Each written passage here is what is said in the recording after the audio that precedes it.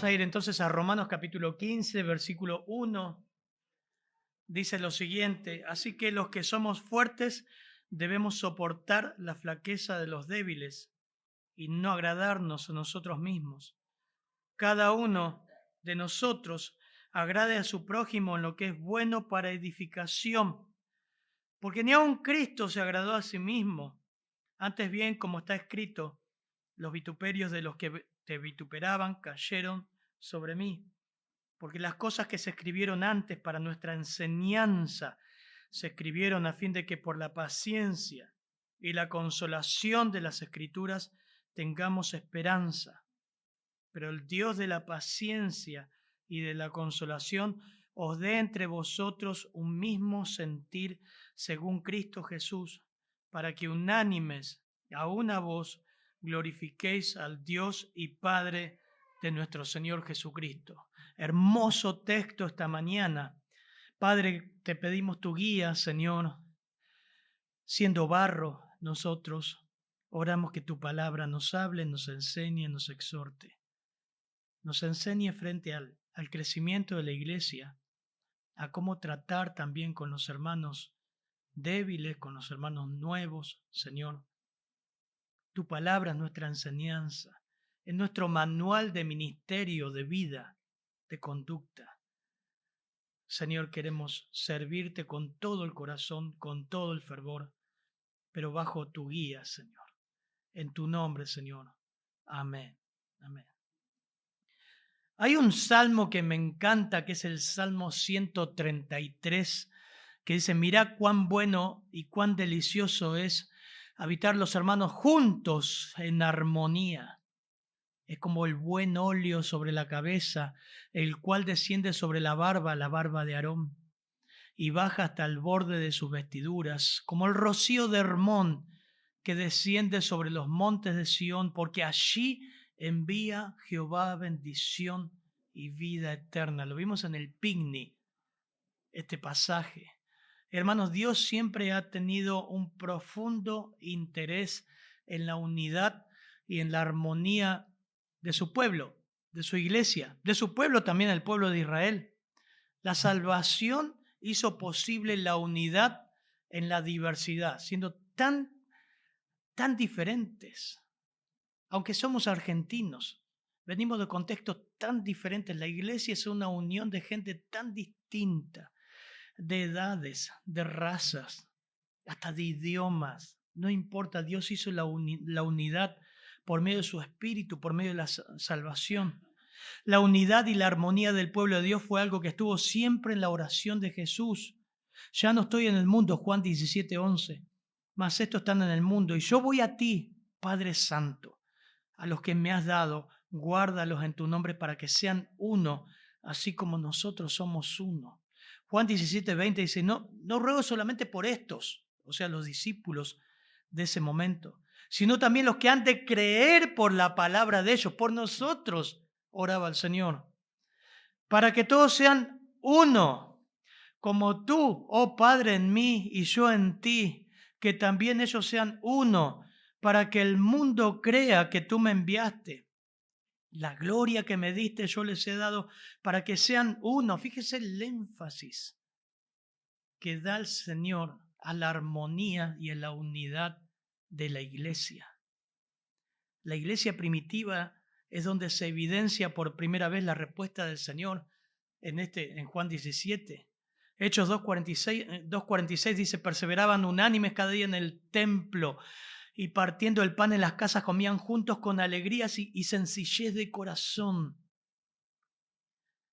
Empezamos a tener, les cuento a los que van a ser miembros de nuestra iglesia ahora a fin de año, el año que viene, te animo a que lo seas, ser parte del ejército en San Miguel. Una hermana me decía, ¿no? Sandra me decía hoy, le digo la verdad, hablábamos, qué lindo que fue, cómo cambiaron las asambleas de la iglesia. Yo detesto las reuniones de consorcio, porque la verdad que lo veía antibíblico. Esas reuniones protocolares donde solo se hablaba de un tema, se discutía y realmente no se vivía el espíritu de la unidad y la armonía de la iglesia. Y comenzamos a hacer almuerzos, a comer esto, todos juntos, con sencillez de corazón, con alegría. Unos comen más que otros. Más cuando se pone, porque hay mesa dulce, hermanos, es una bendición. Hay mesa dulce. Y fue precioso, y esa era la idea, sencillez. Y cada departamento, llamarle departamento, área, cada departamento les estuve enseñando, hermano, comparta motivo de oración, necesidades, cómo va la cosa, las metas que tienen, gente que necesita, materiales que necesita. Y que de cada mesa salen los hermanos que están encargados de ujieres, ayúdenme, de ujieres, música, escuela dominical, ¿qué más era? Limpieza, ¿cómo se llama? Cosas digitales, lo que se está viendo acá. Cosas digitales, perdón. ¿Cómo se llama? Contenido digital. Bueno, y cada hermano comparte. Esa es la idea. Cada ministerio da cuenta a los otros, pero en un marco de amor, de unidad, de contención, de compromiso de unos con otros. Che, voy a orar, necesitas, sí, ujieres tengo poco. Ahora hay un montón de ujieres, ¿no? Hoy se agregó un hermano más. Bueno, Hechos 4:32 dice, la multitud que había creído era de un corazón y un alma, y ninguno decía tener suyo propio nada. Ese era el espíritu, decía, es del Señor, es del Señor. Si en algo puedo contribuir, esto es lo que Dios me dio, quiero que sirva. Ese era el espíritu en la iglesia primitiva, Hechos 4:32. Pablo acaba de dar 3 aspectos de la unidad para glorificar a Dios. 3 aspectos. En primer lugar, da un mandato. Fíjense el versículo 1. Así que los que somos fuertes debemos soportar la flaqueza de los débiles y no agradarnos a nosotros mismos. Cada uno de nosotros agrade a su prójimo lo que es bueno para edificación. La iglesia está creciendo, llega gente, llega de todos los contextos, llegan de iglesias pentecostales, llegan de su barrio, llegan de distintas doctrinas. Obviamente que hay un discipulado, hay un filtro, pero muchos llegan débiles. Y Pablo acá va a decir, en esta tercera división, porque lo viene tratando del capítulo 14 hasta el capítulo 15, enfatiza la unidad y la preocupación mutua y el trato entre débiles y fuertes, débiles y fuertes. Entonces, la idea es que preguntarnos en el texto, como estamos estudiando, ¿qué es lo fuerte? ¿Quiénes son los fuertes? La palabra es dunatos, donde viene dunamis. Dunatos habla de una buena condición espiritual, una persona capaz. La persona fuerte, en breve, resumiendo lo que es capítulo 14, 15, 13, 14 y 15, Pablo habla a las personas que tienen la capacidad de discernir, de masticar la palabra de Dios, elementos más sólidos, de desembarazarse de todo lo que era la ley, las dietas. Incluso los gentiles sabían que un ídolo nada es, no es ningún Dios, no existe. Puedo comer carne sacrificada a los ídolos, no altera mi vida espiritual.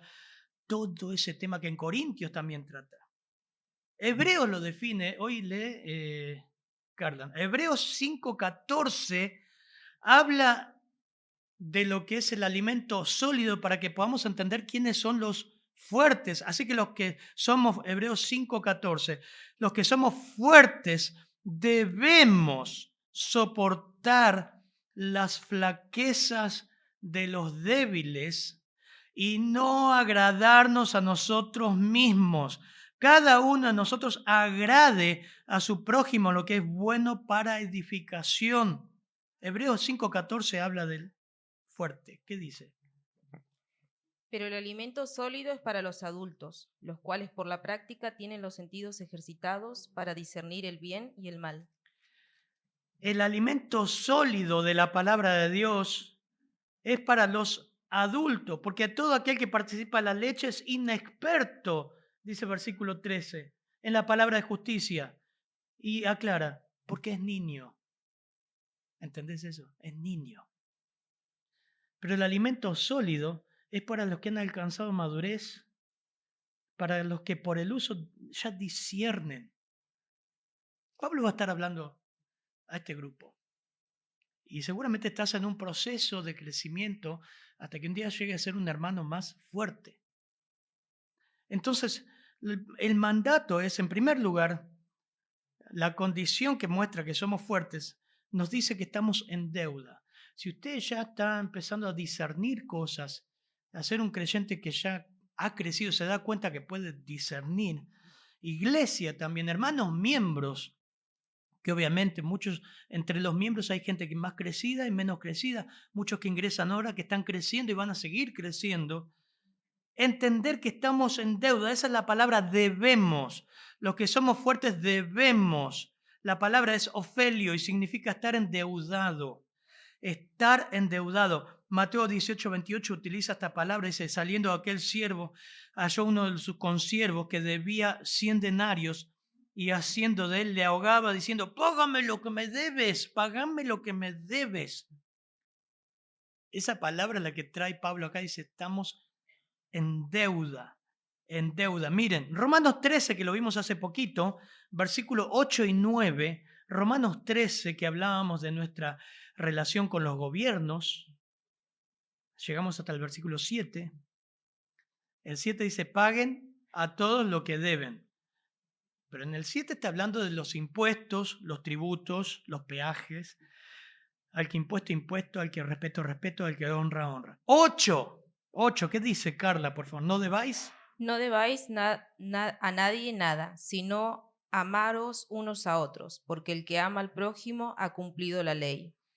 Esa es la idea, utiliza la misma palabra, que el fuerte está en deuda, estamos en una situación apremiante, y Juan usa mucho esta palabra, primera de Juan usa mucho esta palabra. El que dice que permanece en él debe andar como él anduvo. 3:16 de primera de Juan dice, en esto hemos conocido el amor, en que puso su vida por nosotros, también nosotros debemos poner nuestras vidas por nuestros hermanos. 4:11 de primera de Juan dice, amados, si Dios nos ha amado así, debemos también nosotros amarnos unos a otros. En primer lugar, saber que una persona, un hermano que ya es más crecido, viene de... Ojo que hermanos, años de iglesia no te hace maduro. Pero Hebreos califica a una persona fuerte, madura, aquel que ya sabe discernir las escrituras. Discierne ya las cosas. Entonces esa persona que discierne está en deuda con la persona débil que no discierne nada. Y Pablo está diciendo, hermanos, dejen de quejarse y criticarse unos a otros. Pero mirá lo que hace, hermano. Llegan de estas iglesias, mirá lo que hace. ¿Cómo usa así? ¿Y cómo usa así? Porque somos así propensos. Eso pasaba en capítulo 13 y 14. Dejen de juzgarse unos a otros. Mira, acompáñenme al capítulo 13. Si vivimos, 14:8. Si vivimos para el Señor vivimos, y si morimos para el Señor morimos. Así que sea que vivamos o que muramos del Señor somos, porque Cristo para esto resucitó, murió y resucitó y volvió a vivir, para ser Señor así de los muertos como de los que viven. Pero tú, ¿por qué juzgas a tu hermano? Tú también, ¿por qué menosprecias a tu hermano? Está hablando de los creyentes. Estoy leyendo 14:10. Porque todos compareceremos ante el tribunal de Cristo, hermano. Cristo está vivo yo, dice el Señor, que ante mí se doblará toda rodilla y toda lengua confesará a Dios. De manera que cada uno de nosotros dará a Dios cuenta de sí. Vos no vas a dar cuenta por el hermano carnal o la persona nueva que viene, que hace cosas que decís, ¿cómo puede ser que haga esto? Porque es nuevo, porque es débil, porque todavía no discierne. Vos vas a dar cuenta de vos mismo delante del tribunal. Yo voy a dar cuenta delante de Dios. Así que, sigue, mire, yo no doy el palo, lo da la escritura, mire. Así que ya no nos juzguemos más los unos a los otros. Más bien decidan no poner tropiezo u ocasión de caer al hermano. Ellos estaban peleando. Uno le decían, ustedes son muy legalistas, ustedes son muy liberales. ¿Cómo puede ser que coman carne que fue sacrificada a los ídolos? Yo vengo de ahí. Los judíos guardaban fechas, guardaban días. Entonces había una crítica constante. Lo que Pablo está hablando con este texto del mandato, hermano, si sos más fuerte, estás en deuda para con los otros hermanos. ¿Cómo que estoy en deuda? Ahora dice, mira, debemos, y ahora aclara, soportar. La palabra significa ahí considerar las necesidades de los débiles. En deuda de que, bueno, en vez de criticar tanto, hace algo por ese hermano que es tan nuevo y que vos decís, ¿cómo puede ser que haga cosas? Esto, hermano, no lo preparé porque está pasando en la iglesia. Lo preparé por las dudas porque está llegando mucha gente nueva. Y podemos caer o en la crítica o agarrar a un hermano y empezar a disipularlo. O lo criticás y te quejás por las personas que vienen, o agarrás una Biblia, un material y empezás a invertir tu vida en él. Tenés dos opciones. Me adelanté al punto, pero bueno, eso es lo que dice. Miren, Gálatas 6:2, el apóstol Pablo utiliza esta palabra: sobrellevad los unos las cargas de los otros y cumplid así la ley de Cristo. Porque siempre Pablo es, como estamos viendo, usa el lenguaje de sarcasmo acá, versículo 3 de Gálatas 6, porque el que se cree ser algo, qué falta de amor que tenía Pablo, ¿cómo hablaba así a la iglesia? Porque seguramente él sabía que había gente que se creía ser algo y le aclara, no siendo nada, se engaña a sí mismo. Sobrelleven las cargas los unos a los otros. La palabra es bastazo, significa proveer para, sustentar, experimentar el ser esclavo, literalmente llevar las marcas, literalmente llevar un peso, llevar un cántaro de agua. La idea es soportar la flaqueza de esa persona, entenderla, bajar un cambio, bajar a él. Flaquezas o debilidad, la palabra astemia, donde viene de debilidad, significa discapacitado, débil, relativo a una condición de capacidad limitada, incapaz de hacer lo correcto. No estamos hablando de justificar pecado. Estamos hablando de que un niño es incapaz de hacer cosas de adulto, ¿se entiende? Un niño no va a caminar como adulto, no va a juzgar como adulto. Pablo usó muchas veces esa metáfora. Antes juzgábamos como niños. Cuando crecí ya no fui más niño, juzgué como hombre. Entonces, debemos poner nuestros hombros bajo esas flaquezas y ayudar a los hermanos débiles a llevarlas. Eso es lo que dice Pablo. Por eso en el capítulo 14, cuando comienza el versículo 1, dice, reciban al débil en la fe, pero no para discutir sobre opiniones. ¿Cómo este pasaje pega ahora, no? Le encanta discutir. A mí, le digo, me cansé de las asambleas de la iglesia bautista donde todos son opinólogos. Opinólogos. Yo opino esto, le encanta. Por eso yo le llamé reunión de consorcio. La verdad, odié ese sistema. Creo que lo mejor es un sistema de dar cuenta bíblico, almorzar juntos, compartir en amor, en armonía.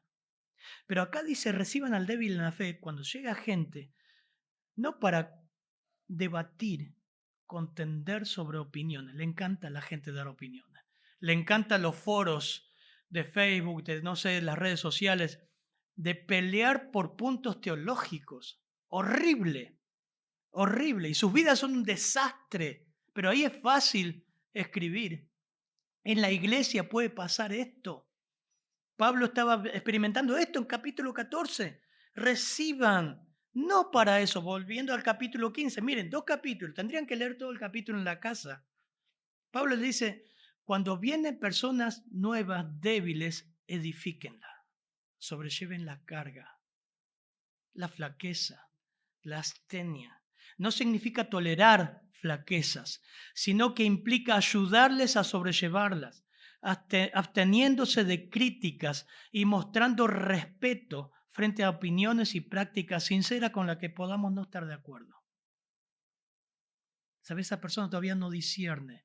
Pará un poco, esperarla, unite, enseñarle las escrituras. 1 Corintios 9 versículo 18 al 23. Miren lo que dice el apóstol Pablo. 1 Corintios 9, 18 al 23. Por favor, Carla.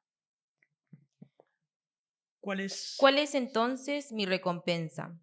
Que al predicar el Evangelio pueda ofrecerlo gratuitamente sin hacer pleno uso de mi derecho en el Evangelio. Porque aunque soy libre de todos me he hecho esclavo para ganar el mayor número posible. A los judíos me hice como judío para ganar a los judíos, a los que están bajo la ley como bajo la ley, aunque ya no estoy bajo la ley, para ganar a los que están bajo la ley, a los que están sin ley como sin ley, aunque no estoy sin la ley de Dios, sino bajo la ley de Cristo, para ganar a los que están sin ley. A los débiles me hice débil, para ganar a los débiles, a todos me he hecho todo, para que por todos los medios salve a alguno. Y todo lo hago por amor del Evangelio, para ser partícipe de él. Usted lee eso y dice, pero pastor, entonces Pablo era un falso, era un falluto. ¿Cómo era? Que era judío, se hacían los judíos, se hacían los gentiles. Hermano, es la palabra de Dios inspirada. Tenga un poco de respeto, no es eso. Lo que está dando el texto, está mostrando el texto ahí que Pablo se humilló bajo un cambio, tuvo empatía y sabía cómo llegar con el Evangelio sin negociar la verdad, sin diluir la verdad. Sabía cómo tener empatía y llegar a un gentil. Por eso en capítulo 1 y capítulo 2 Pablo dice, mire, una cosa me he propuesto, saber a Cristo y predicarles a Cristo, nada más. Él sabía cómo predicar a un gentil sin entrar en todo el sistema religioso judío. Sabía cómo llegar a un judío, pero su meta, su objetivo era llegar con el evangelio a esas personas y no entrar en discusiones vanas y sin provecho. En síntesis, lo que Pablo dice ahí, empatía, humildad. No iba a pelear. Me he hecho a todos a ver si puedo ganar a alguno, pero no negociando la verdad. Lo que dice el texto dice no agradarnos a nosotros mismos. Debemos soportar la flaqueza de los débiles y no agradarnos a nosotros mismos. No nos dice tener paciencia o tolerar siendo indulgente con ellos esas debilidades. El apóstol ya ha dicho que deben recibirlo sin criticarlo y sin menospreciarlo. Debemos aceptar como nuestras las debilidades de los que son menos fuertes. Eso es lo que está hablando el texto, y no agradarnos a nosotros mismos. Es una expresión clara, hermosa, y pone el ejemplo, luego va a poner el ejemplo de Cristo. Un autor escribió, a la palabra agradar significa satisfacer, agradar, complacer, contentar. Y eso tiene que ver con llevar la carga.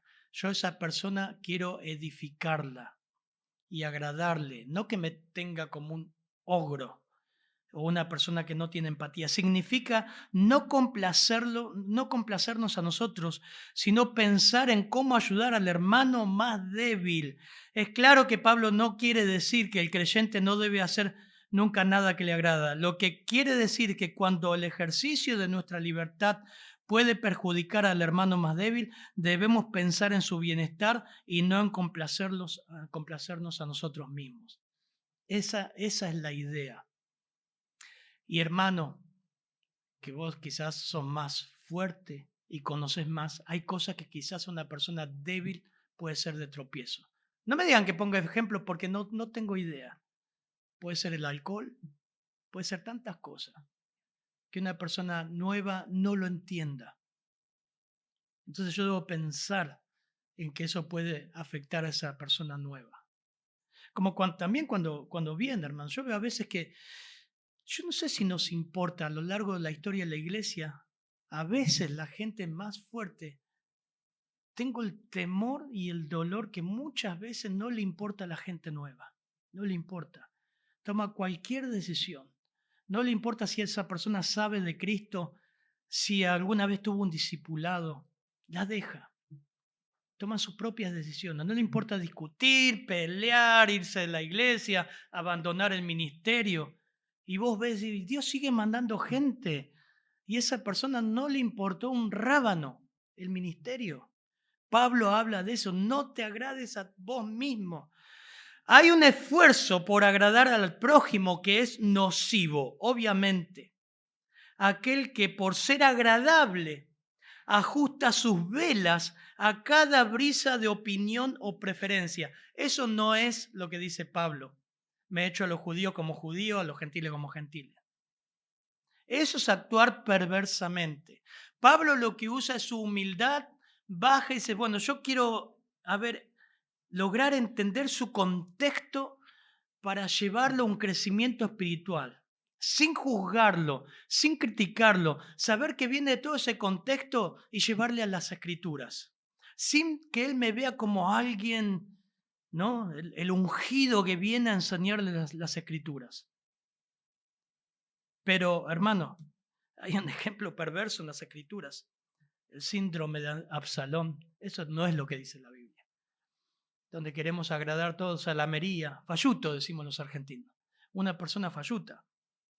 Segunda Samuel 15, versículos 2 al 6, dice que se levantaba Absalón de mañana y se ponía a un lado del camino junto a la puerta, y cualquiera que tenía pleito y venía al rey a juicio, Absalón le llamaba y le decía, ¿de qué ciudad eres? Y él respondía, tus siervos de una de las tribus de Israel.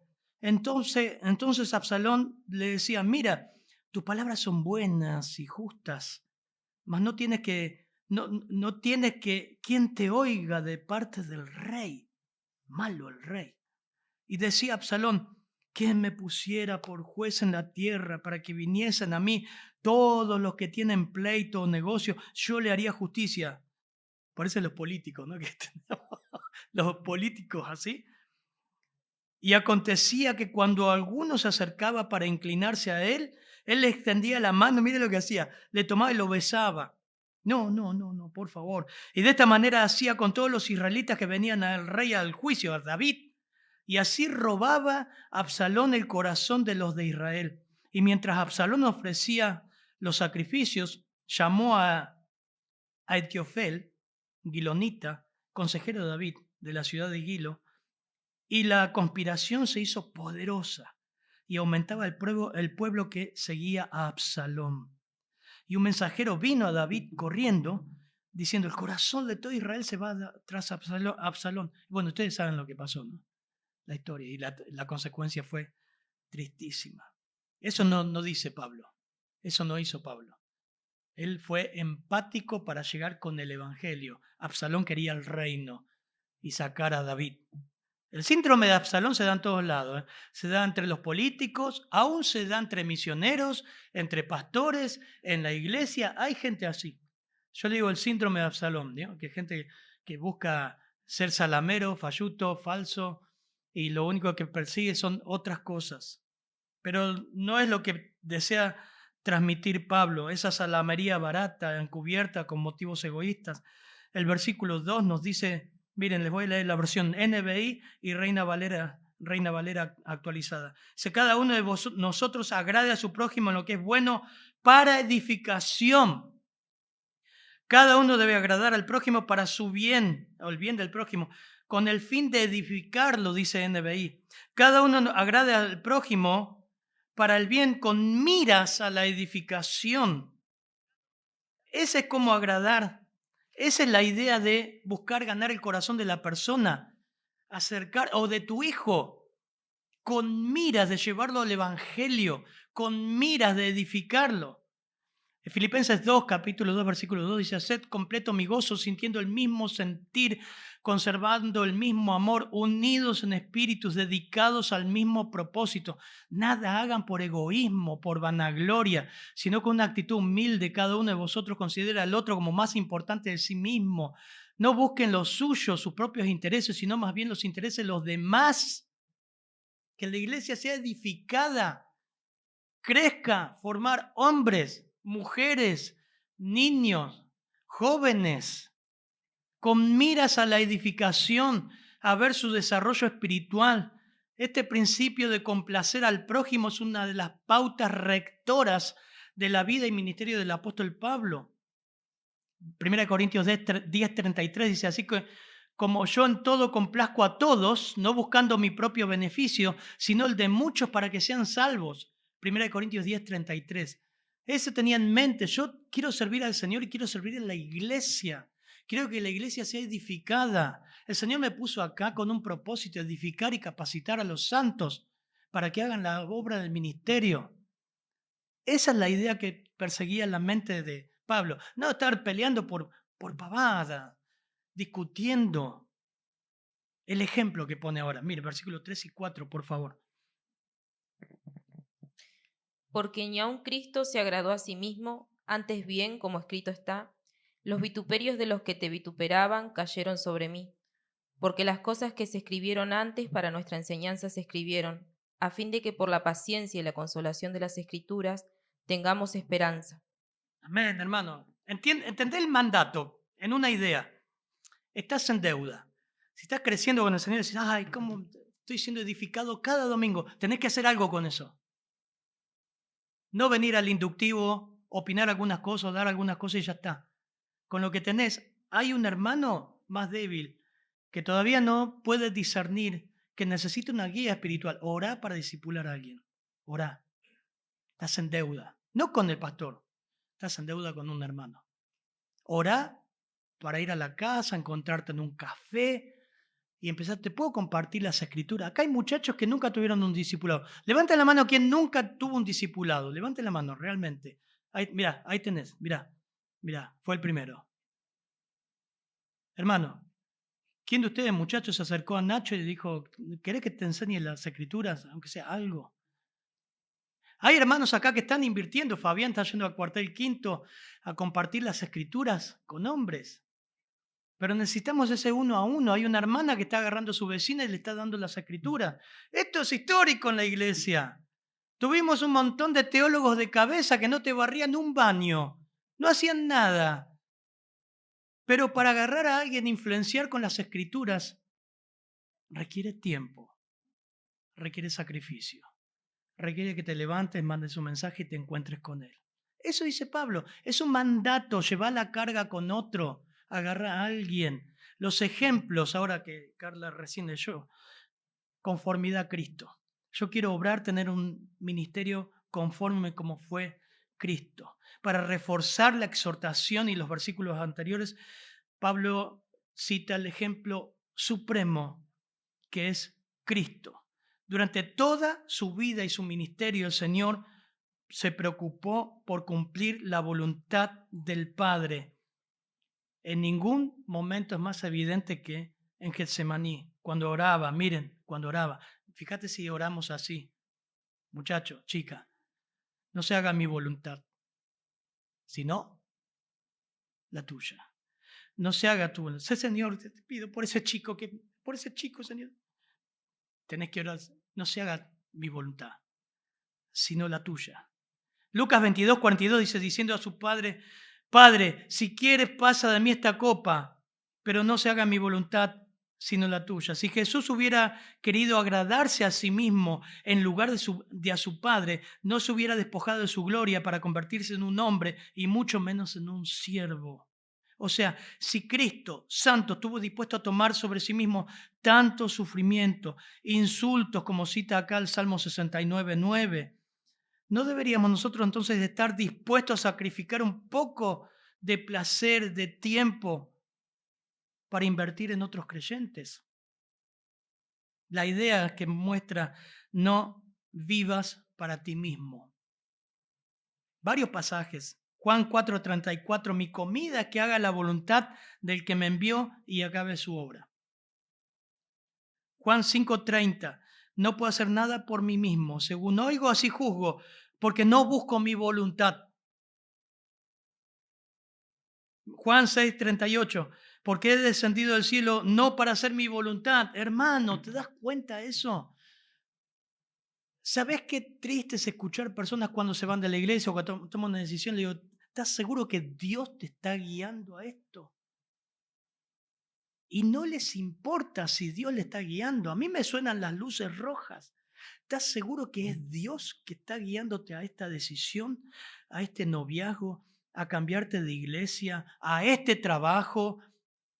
¿Estás seguro? Mirá, Pablo pone el ejemplo de Cristo, conformidad a Cristo, que nuestro ministerio esté basado en la conformidad a Cristo. ¿Es la voluntad de Dios que yo discipule a un hermano? ¿Sabes qué? Sí. Id y haced discípulos. La idea es, mientras vamos caminando, hacemos discípulos de Cristo, no de Ruth, no de Adrián, de Cristo. No lo tengo que formar como yo soy, de Cristo, que caminen solos. Id y haced. Y el ejemplo es que es la voluntad de Dios.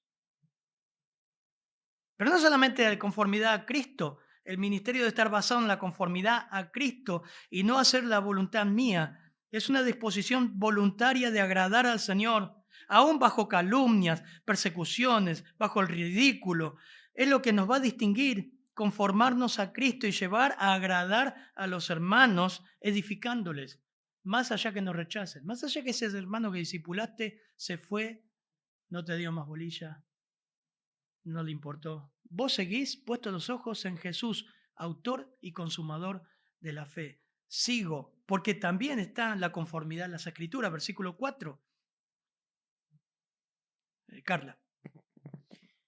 Porque las cosas que se escribieron antes para nuestra enseñanza se escribieron, a fin de que por la paciencia y la consolación de las Escrituras tengamos esperanza. La NBI traduce todo lo que se escribió antes. Otras versiones de las Américas también, todo lo que fue escrito en tiempos pasados, dice las Américas, para nuestra enseñanza se escribió. Qué lindo, ¿no? O sea, que tiene un propósito las Escrituras. No están ahí solamente para ver, wow, el milenio. Tiene un propósito para enseñarnos. Hay dos elementos que son necesarios para que las Escrituras sean provechosas, conforme a este pasaje.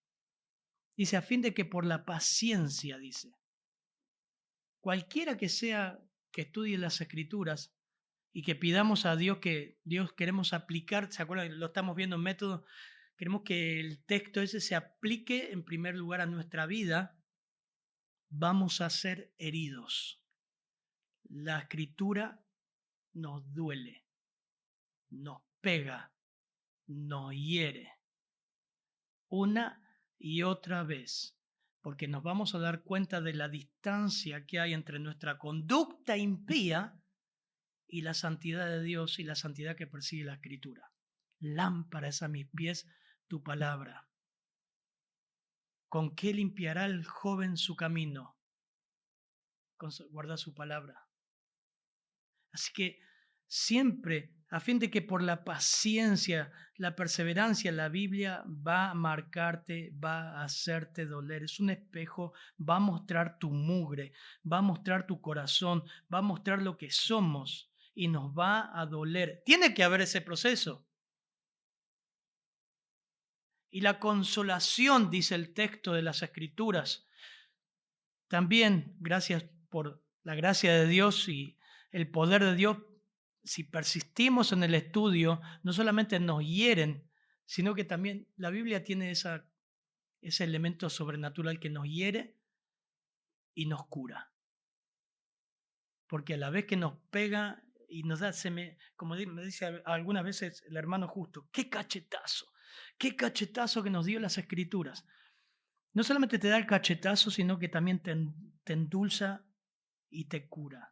Está llena de promesas alentadoras que cuando se las recibe por fe que Dios da, dan nacimiento, crecimiento a cada hombre, da esperanza firme, se enraiza en nosotros. Así que, hermano, lo que Pablo está diciendo, que el modo de lograr que la Escritura sea una bendición en nuestra vida es ponerla en práctica. Te va a herir y te va a curar. Las dos cosas. Los factores de gramática, y cuando habla de esperanza, no habla una esperanza de que todo va a estar mejor, sino habla de echar mano a la esperanza de la gloria de Dios. Dos ejemplos motivadores. No vivas para vos mismo en el ministerio. Los que entraron ahora de miembro en la iglesia, mirá a Cristo, su ejemplo, buscá hacer su voluntad. Mirá las Escrituras, viví y practicá las Escrituras. Permití que te hiera, permití que te cure, acrecentará tu esperanza y por ende vas a ser bendición a los débiles. Y esa es la idea cuando leemos la Escritura. Pablo dice en 1 Timoteo 4:15, ocúpate de estas cosas, permanece en ellas. Anteriormente dice, ocúpate en la lectura, para que tu aprovechamiento sea manifiesto a todos. Hermano, usted está bien con el Señor, va a ser una bendición una bendición a todos. Y por sobre todo, hermanos, el Señor nos manda a que no nos miremos a nosotros mismos, a considerar que hay hermanos débiles, hay hermanos que disciernen muy poco, hay hermanos que necesitan que usted le diga, che, contá conmigo, quiero enseñarte la Biblia, vamos a hacernos un tiempo, sobrellevar la carga, esa idea, edificar, destruir es fácil. Hermanos que trabajan en albañilería, levanten la mano, ¿cuántos hay acá? ¿Cuánto tardás en tirar una pared de ladrillo? Normal, 3 por 2. ¿Un día? En un día, a masazo, ¿no? Una buena masa. Un día. ¿Qué se tarda más? ¿En armarla o en tirarla? Armarla, nivel, todo. Lo mismo pasa en la vida espiritual. Edificar, lleva trabajo. El propósito supremo, versículos 5 y 6. Pero el Dios de la paciencia y de la consolación os dé entre vosotros un mismo sentir según Cristo Jesús, para que unánimes a una voz glorifiquéis al Dios y Padre de nuestro Señor Jesucristo. Fíjense que el versículo 5 y 6 no es una oración, es un deseo. Diferencien eso en el texto. Pero el Dios de la paciencia y de la consolación es el deseo que podemos tener como pastor, como iglesia. Con los 10 hermanos, ¿no? Deseamos esto, con los 10 hermanos nuevos. El Dios de la paciencia y la consolación os dé entre ustedes un mismo sentir. Pero parece una preciosa oración, pero es un deseo de alcanzar una meta de vivir en armonía unos con otros. Os dé entre vosotros un mismo sentir. No está hablando de que seamos clones y que todos pensemos igual. No es que pensemos de la misma manera, sino que a pesar de las diferencias podamos aprender a vivir juntos en armonía. Y Dios produce eso. Dios lo hace. La armonía que Dios requiere es algo que Dios está dispuesto a proveer. Unidad de relación sobre cuestiones en que la Biblia guarda silencio. ¿Vieron cuando la Biblia nos dice que no debes fumar, nos dice que no debes hacer esto, pero nos guiamos por principios bíblicos? Desacuerdos innecesarios sobre asuntos no esenciales que generan conflictos. Por eso Pablo dice, los insta a ser armoniosos como hermanos y hablar y edificarse. Siempre el deseo de edificar al hermano. Por sobre todo debemos ser marcados por ese propósito, porque el versículo 6 dice, para que unánimes, a una voz, versículo 6, glorifiquen a Dios. O sea, eso honra a Dios. Eso honra a Dios. Glorifiquen al Dios y Padre de nuestro Señor Jesucristo. El propósito supremo de la unidad armónica cristiana no es agradar a los hombres u otros creyentes, sino a Dios, el propósito supremo, tanto en la escala individual como corporativamente. Por eso Juan 17:20 dice, no ruego solamente por estos, sino también por los que han de creer por mí, por la palabra de ellos, para que todos sean uno, como tú, oh Padre, en mí y yo en ti. Que también ellos sean uno en nosotros, para que el mundo crea que tú me enviaste. La gloria que me diste yo les he dado para que sean uno, así como nosotros somos uno. Yo en ellos, tú en mí, para que sean perfectos en unidad. Fíjense cómo lo asienta el Señor, capítulo 17, versículo 22. Para que el mundo conozca que tú me enviaste y que yo los he amado a ellos como también tú me has amado. ¿Entendiste el mandato? O sea, estás en deuda. Te debes al Señor y a los hermanos. Debes ayudar para edificar a otros. ¿Estás dispuesto a sacrificar tiempo para edificar a otros? No mirar solamente por uno mismo. No vivir para complacerte, tomar el ejemplo del Señor. Su vida no estaba centrada en sí mismo, sino hacer la voluntad de Dios. Sé sumiso a las Escrituras. Permite que te hiera, Dios te va a curar y alimente tu esperanza, porque así y solamente así habrá armonía y glorificaremos a Dios. Y una iglesia sana, hermanos, crece. Una iglesia que, mire, quita el chismoso y cesará la contienda. Una iglesia sana quiere decir que va a estar creciendo, pero nosotros somos parte de esa responsabilidad. ¿Anotaste la gente que necesita discipulado? A mí me encantaría discipular a todos. Y lo voy a hacer de alguna manera para que lleguemos a los hermanos que son más débiles. Hermanos que nunca fueron a ninguna iglesia y ahora están acá. Esta es la primera iglesia que vienen. Oramos. Padre, gracias, Señor, por tu palabra. Gracias por todo lo que podamos aprender en cuanto a lo que es ministerio y gracias por estos 10 hermanos que se agregaron a las filas de la iglesia. Señor, que podamos tener unidad en la gran diversidad, en los distintos trasfondos, experiencias, contextos. Pero tenemos a Cristo, Señor, y eso basta. Ayúdanos a tomar tu ejemplo de no hacer nuestra voluntad, sino siempre medir si es la voluntad de Dios, si es tu voluntad. A no vivir para nosotros mismos.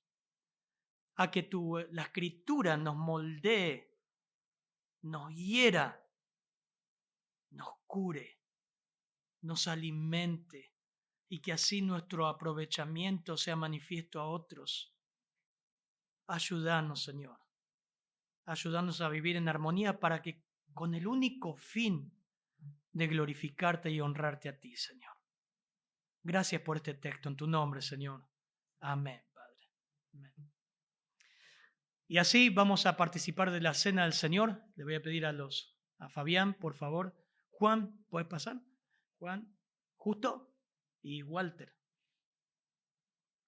¿Hay hermanos en clase arriba? ¿Todavía están en clase? Vamos a ir a 1 Corintios.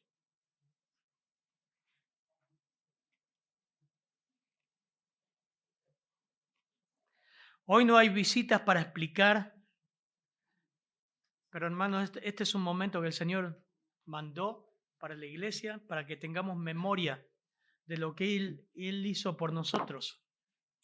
Memoria de que vendrá a buscarnos. Memoria también, y también es un examen interno de cómo estamos con el Señor y cómo estamos con los hermanos, con la esposa, con los hijos. Eso es tomar las cenas indignamente. Cuando vos estás mal con un hermano. Y no tomarla también es pecado, así que te pone entre la espada, como se dice, y la pared. Este momento debes participar y autoexaminarte si estás bien con el Señor. Porque yo recibí del Señor lo que también os he enseñado, que el Señor Jesús la noche que fue entregado tomó pan y habiendo dado gracias lo partió y dijo, tomad, comed, esto es mi cuerpo que por vosotros es partido, hagan esto con este propósito, en memoria de mí. Le voy a pedir al hermano Justo si puede dar gracias por el pan, por favor. Señor, una vez más venimos delante de ti, Señor, en el nombre de Jesús, a darte las gracias, Señor, por estar en este momento acá, para tomar los símbolos, Señor. Bendícelo a cada símbolo, Señor, y a cada uno de nosotros. Prepara nuestros corazones, Señor, que seamos nobles, como decía el pastor, que seamos nobles, sinceros por cada hermano, Señor. Eso te pedimos, Señor, y que seamos agradables a ti, primeramente, para que sea glorificado tu nombre. En el nombre de Jesús. Amén.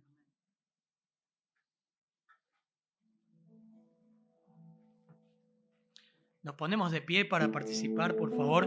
Tomamos el pan, esperamos y participamos juntos.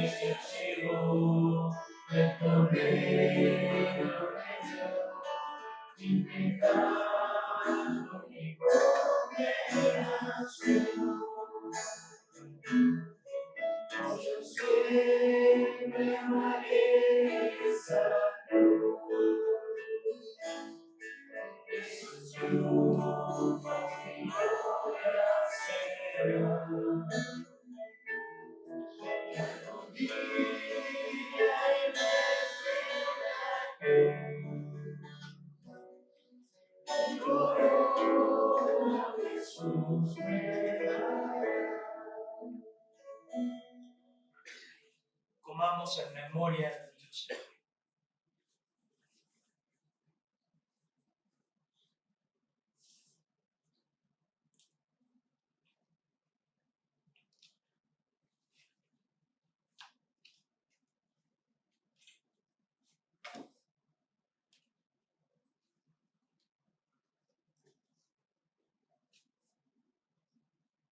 Asimismo tomó también la copa, después de haber cenado, diciendo: esta copa es un nuevo pacto en mi sangre. Hagan esto todas las veces que la bebieres, en memoria de mí. Así pues, todas las veces que comieres este pan y bebieres esta copa, la muerte del Señor anunciáis hasta que Él venga. Walter, si puede dar, gracias.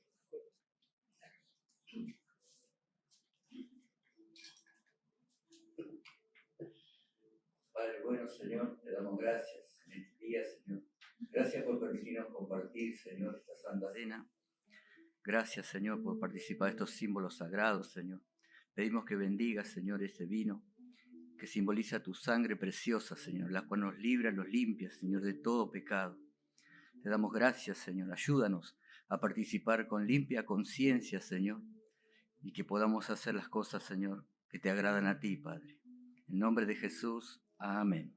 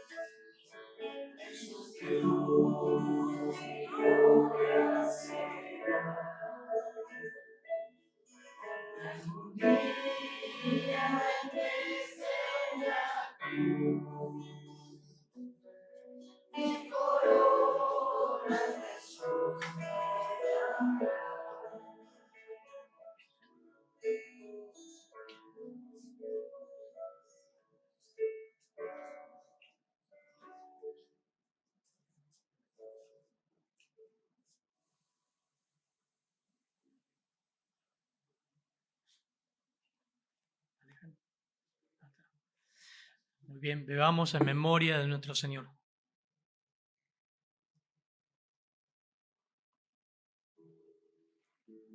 Padre, gracias por este hermoso tiempo, Señor. Un privilegio, que no nos acostumbremos a esto, Señor. Realmente es un privilegio. Gracias por poder de esta manera recordar lo que tú hiciste por nosotros en la cruz, Señor, y todas las promesas que vienen con tu salvación, como estamos viendo, Señor. Ayúdanos a ser, Señor, de bendición a los hermanos nuevos, de edificación a aquellos que vienen con poco conocimiento de ti, a agradarles en el sentido de ayudarles a llevar su vida espiritual nueva, Señor. Ayúdanos a ser una iglesia discipuladora, evangelizadora, Señor. Gracias por este privilegio que nos das de escuchar la Escritura y dar la Escritura, Señor. En tu nombre, amén, Señor.